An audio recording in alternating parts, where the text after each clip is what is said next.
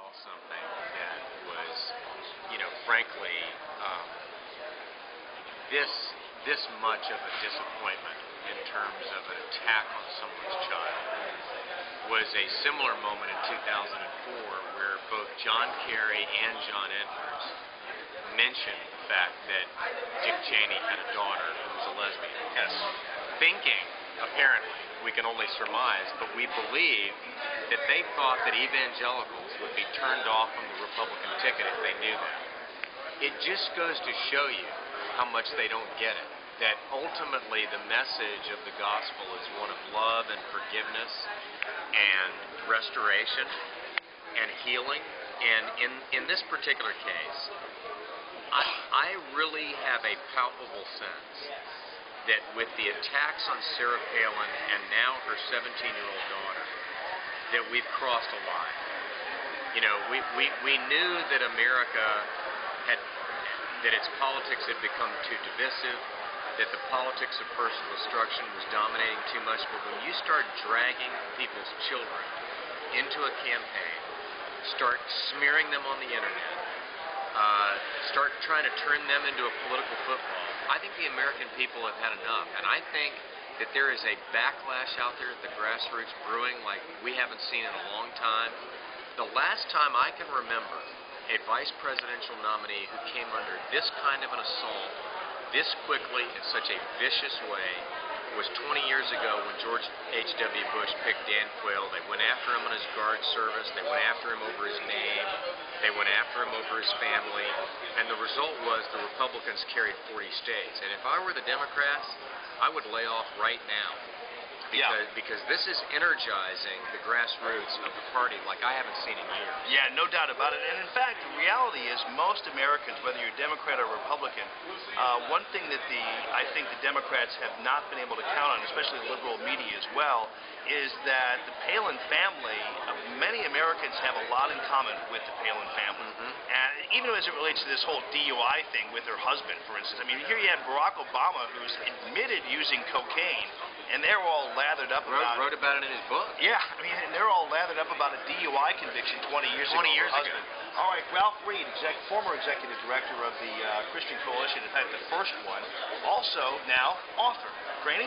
Yes, in fact, in your book, Dark Horse, amazing political thriller, and all sorts of buzz about it, obviously, that there has been. You compliments from Robert Novak and Carl Rove and Sean Hannity. I don't think you get higher on the chain than that. But you have a way of political prognostication, and so people should be listening to you with your 40 states. But you predicted, in fact, in this book, Dark Horse, that there would be a woman vice president, as well as the first African-American Democratic nominee. Well, what are you now? Is this something? Did you know something was in the pipeline before? And how do you account for this? No, I wrote this book in the fall of 2006 and early 2007, and I can't claim any powers of clairvoyance at all. Obviously, I knew that Obama was running, but I assumed what everybody assumed, which was that if Hillary Clinton was breathing, that she would be the Democratic nominee.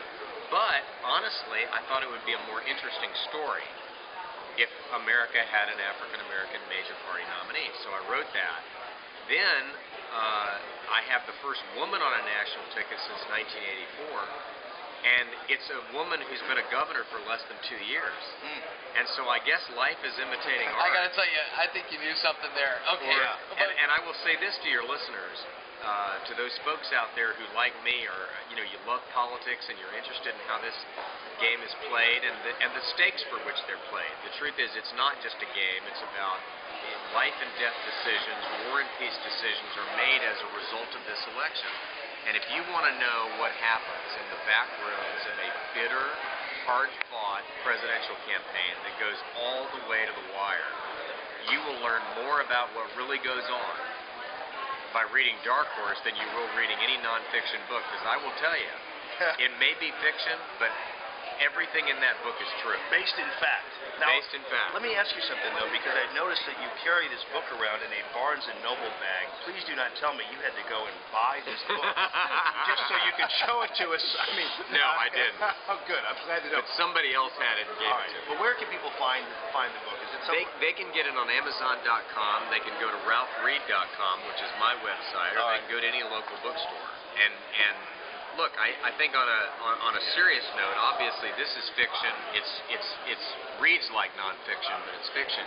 But what's really happening here is by choosing Sarah Palin, John McCain has pulled off the trifecta. Number one, he's energized the grassroots of his own party, which he desperately needed to do. The Republican Party is far more unified and far more energized than it was 6 days ago. Yes. Secondly, he has taken what was an historic change election, where if you wanted to vote for real change, you had to vote Democrat, because that was going to be the first African American nominee. Well, by Obama dissing and bypassing Hillary, now if you want change, you can vote Republican, because you'll put a woman one heartbeat away from the presidency. And then the third thing that he's done is by a reformer picking a reformer, a tax cutter picking a tax cutter, and somebody who is for a forward strategy in the war on terror choosing someone who knows we have to win the war on terror. This selection has brought into full and sharp relief the stark contrast between these two tickets. Did you hear Sally Quinn's commentary? And we're going to have that later on.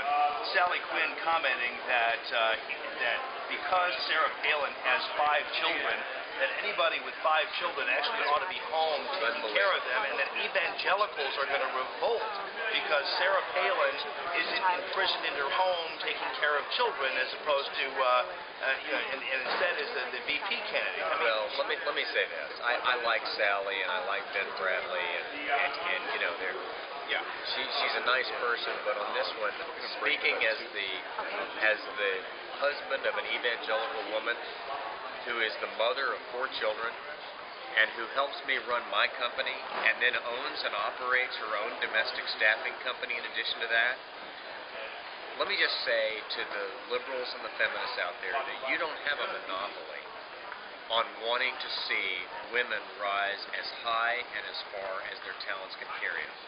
We believe that women, like men, have been made in God's image to do great things and accomplish wonderful things here on earth, and not just in the home, but outside the home. And I think that Sarah Palin, who is clearly so committed to marriage and family and children at home, but who also wants to be able to accomplish a lot of things outside the home, the balancing act that she's had to do, the juggling act of those 2 loves and those 2 responsibilities, is the story of tens of millions of women. Well, it's also storied in the Old Testament, for crying out loud. I mean, maybe she needs a copy of that. Have you ever heard of Rebecca or Sarah? Be honestly, the women are, even in biblical terms, are storied for their strength. And speaking of strength tonight, what specifically must Sarah Palin do to stress her foreign policy bona fides? Because the fact is, that's what they're saying. Right. They're attacking that. But must she go to policy? You've been on this side. You've been running before. You know the game. You know it inside and out from all sides, Ralph.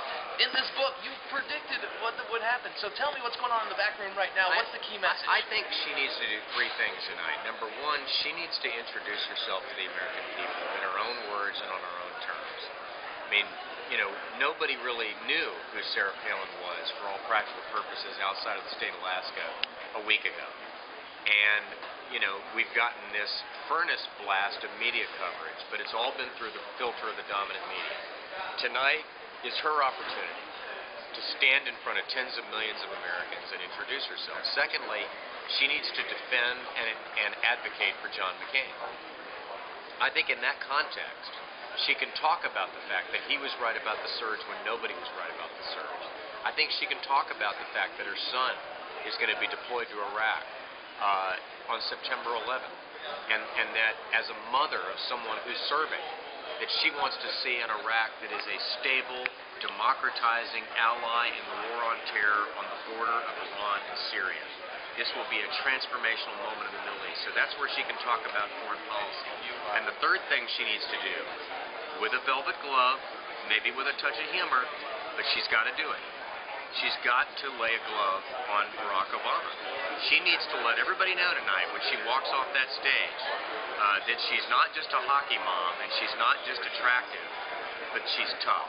Yeah. And she knows how to go out there as a vice presidential running mate and really go to bat for her presidential nominee. And I also think she needs to shoot something right there on stage, like a moose or something like that. They need to haul that out right on the stage. I don't know, but I'll tell you one thing. Just like George W. Bush, made cowboy boots fashionable in the Republican Party. When I read about these caribou hot dogs, the first thing I thought is, man, I need to get some of those. I've never had a caribou hot dog. Well, we don't have the caribou hot dogs, but we certainly have us some Sarah. So that's fantastic. Thank you very much, Ralph Thanks Reed. for having me. Congratulations on the book called Dark Horse. Check it out at ralphreed.com.